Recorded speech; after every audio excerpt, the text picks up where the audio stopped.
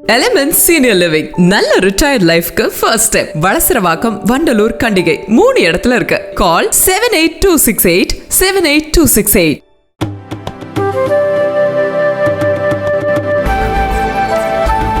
பாரபட்சமாக நிதி ஒதுக்குவது கூட்டாட்சி தத்துவத்தை குழி தோண்டி புதைக்கும் செயல் என்று தமிழக காங்கிரஸ் தலைவர் செல்வ பெருந்தகை சாடியுள்ளார்.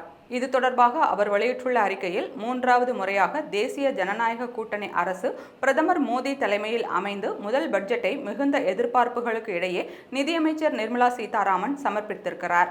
பட்ஜெட் உரையில் வருமான மதிப்பீடு 32 லட்சம் கோடியாகவும் செலவினங்கள் 48 லட்சம் கோடியாகவும் 2025ஆம் நிதியாண்டில் இருக்கும் என்று கூறப்பட்டிருக்கிறது.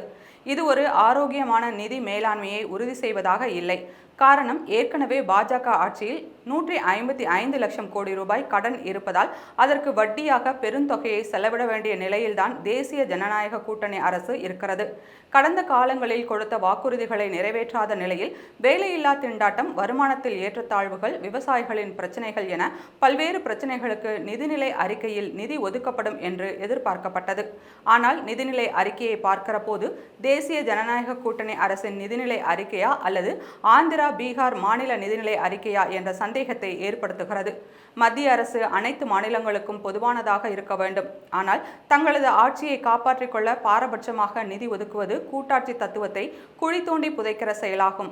நீண்ட காலமாக அனைத்து நிலைகளிலும் தமிழகம் புறக்கணிக்கப்பட்டு வருகிறது என்று எழுப்பப்பட்ட கண்டன குரலுக்கு எந்த வகையிலும் செவி மடுக்காத ஒரு நிதிநிலை அறிக்கையை நிர்மலா சீதாராமன் சமர்ப்பித்திருக்கிறார் என்று செல்வ பெருந்தகை விமர்சித்துள்ளார்.